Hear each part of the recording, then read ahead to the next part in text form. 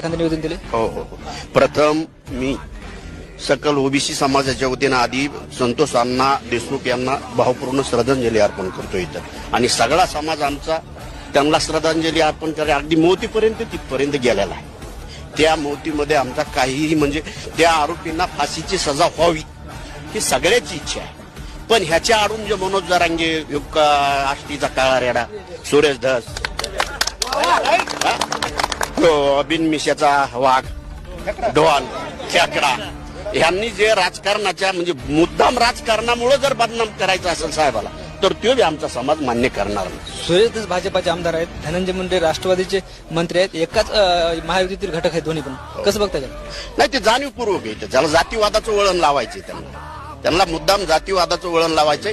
ही एक साहेबांची एक जात बारकी हलकी आहे म्हणून त्यांना थोडं वेगळं वाटतंय त्याच्यामुळे. पण ही हलकी जात का आहे हे आदरणीय देशाचे नेते ह्यांना दाखवून दिलंय तिथून मतदारांनी की हलकी जात कशी आहे ती हे त्यांनी बी ध्यानात घ्यावं. पण त्याच्यावर जाणीवपूर्वक आरोप करू हे करू नये. सकल बहुजन समाज धनंजय मुंडे साहेबांसाठी रस्त्यावर उतरला तर ह्यांना बी वागणं मुश्किल होतं.